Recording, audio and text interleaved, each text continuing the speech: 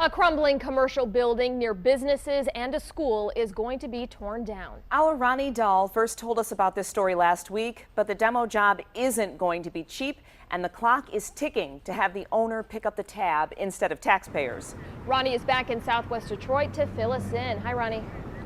Yeah, these stories drive me crazy. I'm being told Jeffrey Suskin, the registered owner, is a real piece of work. I don't know. I haven't met him because he's been dodging me. However, he's let this property sit for years. He's neglected it. Now it's been deemed a danger to the public, so it's going to be torn down. That's the good news. However, I'm being told by city officials he's trying to work the clock here, let the property go into foreclosure, so the taxpayers get stuck with the nearly $400,000 demolition tab. The crumbling commercial building at the corner of Central and Pershing in Southwest Detroit has been an eyesore in this community for years. Luis Garza's restaurant backs up to the blight. How long have you been looking at that behind your restaurant? Well, my restaurant I opened 3 years ago, so it been empty more than 3 years ago, so it's for a long time. When the front wall came crashing down recently, the owner sent someone out to pick up the bricks, but that's about all, because he's just days away from losing it to foreclosure. But that didn't stop him from trying to rope Garza into a deal. When's the last time you talked to the owner over there? About 3 or 4 weeks ago, yes. He had a business proposition for you? Something like this, yes, something like this. He was proposing maybe make a building over there, make a bigger restaurant than what I have, so. Online records show the property is owned by Parker Place Holdings, LLC. The registered agent, Jeffrey Suskin. Yes, I heard he talks a good game. Yes, but I heard too. I mean, he talks to me, but says what, I just listen.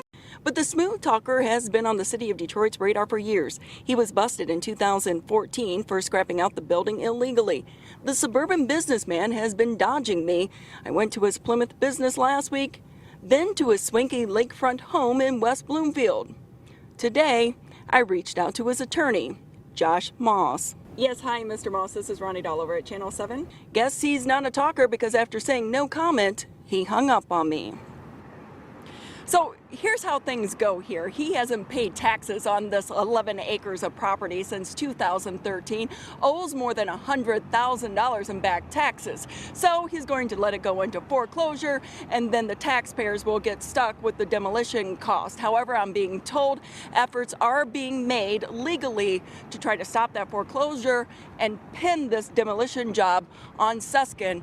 I don't know, maybe he should sell that lakefront home. I looked up the record, it's about the same price. For now, reporting live in Southwest Detroit, back to you. Yeah, just so unfair, Ronnie. A $400,000 tab that taxpayers should not have to be responsible for. No, we don't need it.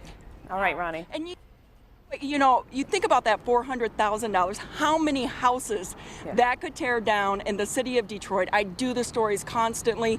These abandoned houses are devastating to the neighbors. So we could take that $400,000 and put it to good in the neighborhoods, hold these, suburban business owners responsible.